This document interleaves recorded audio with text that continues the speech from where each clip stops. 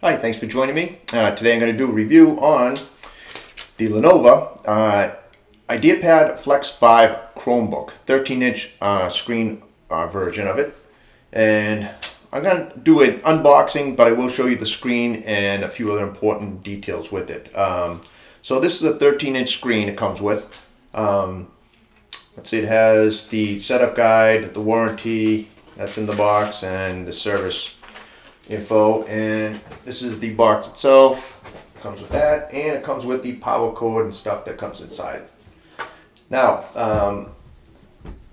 power cord, of course, has, the way they do it is they have a USB Type-C power connection. That's great.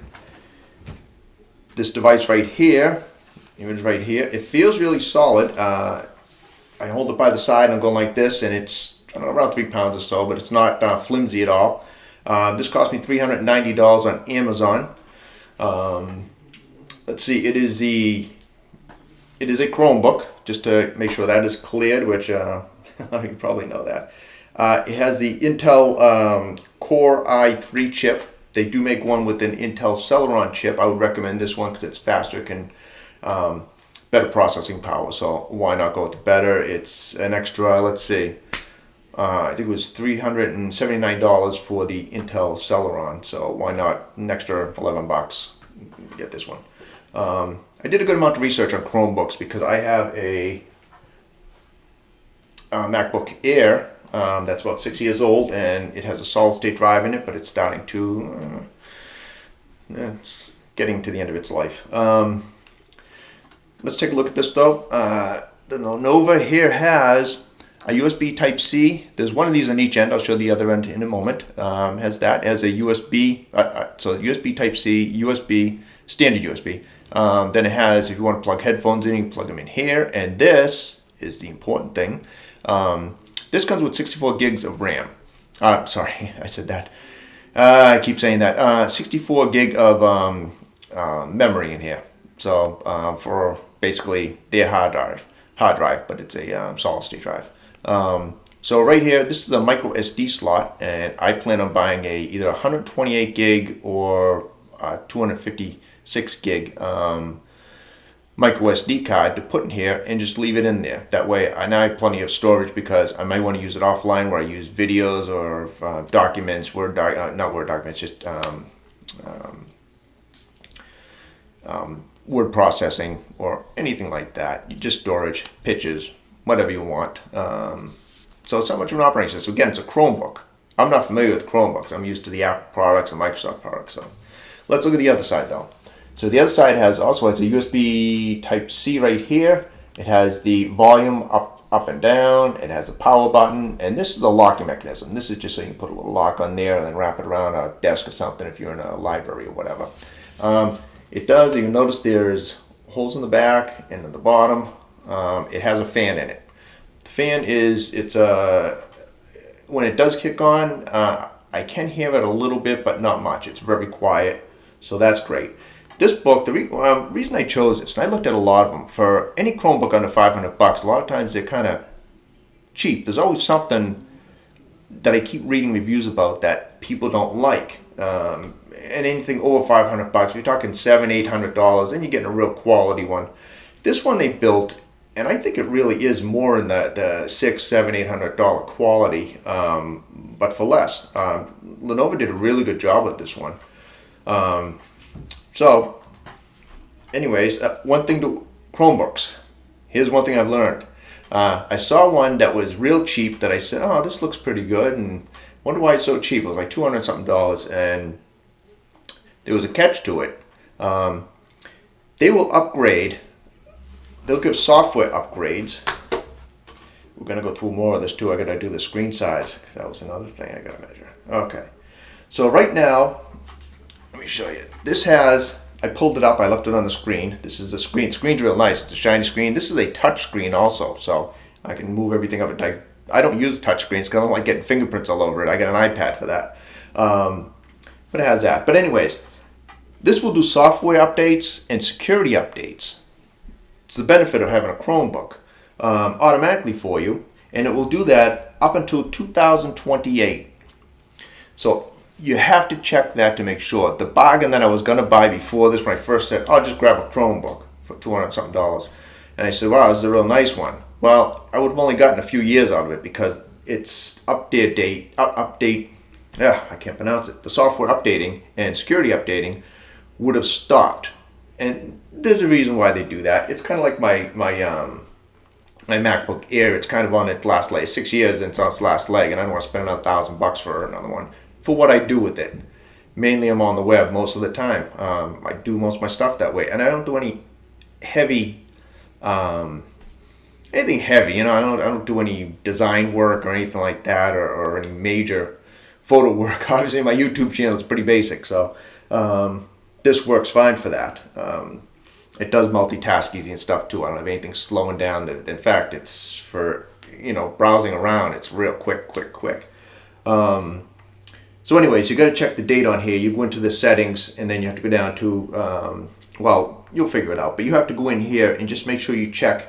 It will say, so it's a update schedule, and that's the real important thing. It says this device will get automatic software and security updates until June 2028. So that's a long time for this one.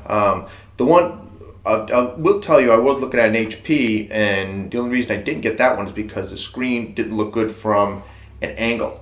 Looking at it from an angle wasn't that good. So this one, it has a really nice screen, excellent screen actually. It's better than my MacBook Air, and it looks good in an angle. But that one, the HP that I was looking at, the expiration date on that one for the software where they won't update it anymore is 2026. So got a little more life out of this one. This does have speakers on either side here and here. The speakers are just okay. They're not as good as my MacBook Air, but they're good. They do the job. So screen's great. It's a touch screen. Trackpad's good. It's a little bit different. It's not quite as smooth. A little more, well, it's pretty smooth, but not as smooth as my MacBook Air. That's like, it's like a very smooth plasticky thing or glass or whatever it is. Very comfortable to type with. It's the same size keyboard as my MacBook Air. The screen itself, the screen is, I have a measure it here. I measure a screen by, when they tell me it's a 13-inch, it better be 13 inches, not from this end to this end. You know, I don't care about the outside. I care about the actual viewing screen itself. So I go here to here, and it's just over, it's almost 13.25, which is, interestingly enough, my MacBook, which is a 15-inch screen, which is you measure the very edge to edge. You're not the view. It's not the viewing part of it. So it's the same size as my MacBook Air. So my MacBook Air isn't a 15-inch screen, you know, viewing screen. The actual viewing part of it is the same size as this. So that was another positive thing. Let's look at some other things this can do. I'm going to power it off just to. I'm not going over the features or anything of this. Whoops! I'm hitting the volume button. Power it off. This is more of an unboxing, so this is what this can do also. If you want to use it, and again, it's a touch screen, so you can use it like a tablet. This is how it folds up. That's what it looks like. I'm not a big fan of this type, but a lot of people might be. Holding it, I can feel the keyboards in the back. Oh, the keyboard in this thing's excellent though, by the way. So I don't really like that part of it there, but I mean, some people might. I mean, I guess if you're using it as a tablet and you want to use something as a tablet, hey, it's great. There you go. But I like it. Just using it. This is another reason why I don't like doing that. I don't like getting fingerprints on here. I got an iPad I can use that for. So, anyways, here it is. So another cool feature too I want to bring up is the camera. All my computers I've done this for like 10 years. Anytime I have a camera port on it, I put a piece of tape over it. Not that anyone's looking at me anyways, but people can view, there's been reports I've read about that people have hacked into computers and actually can hack into the camera part. So the cool thing about this is there's a little mechanical device here. It's not through software, so I think that's actually a good thing. There's a red dot there, which means it's closed, and the mechanical thing here, you just slide it over, and now it's open. It is tough to. It's a little lever right here. It's tough to see, but it's actually. You had to use your fingernail to close. Well, there it is. It closed. Actually, it does it pretty easy. I just don't realize. There it is. Open. Close. So the red dot's there. Where's the red dot? Is the red dot there? It is there. So that's pretty good. You don't have to worry about software or anything with that. I mean, I'm sure the software will work fine too. But I just like the mechanical thing there. That way I look at the red dot, I know it's closed. It's slid across. So anyways, paranoid, I don't know. But that's about all there is to this one. Oh, the processor, I brought this up. So this is an Intel Core i3. I would get that instead of the Celeron one because you're going to get a little more power out of this thing. It'll be able to do a little bit more. It won't slow down. So usually I'll have about 6 or 7 browser pages open. So that's not going to slow you down with this chip in here. So so far, my overall impressions are excellent. I've been using it for about a week. I really like it. I'm hoping it will take the place of my MacBook Air. I didn't want to spend another $1,000 on that for everything that I can do on this. And this is quicker. The browser is quicker. It browses through thing. I don't know. I guess it's the operating system. It's just really quick. So for what I use it for, it's working fine. But if you're going to use, again, you got to figure out what you're going to use the computer for. So people use it for different things.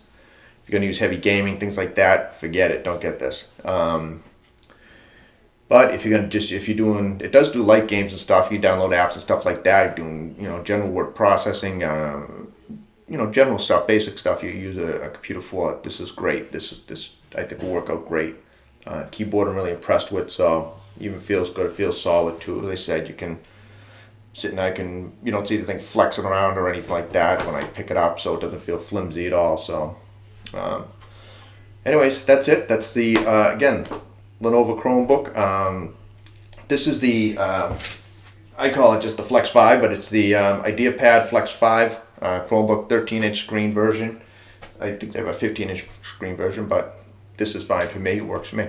So thank you for watching. If you haven't subscribed, please subscribe and hit the like button.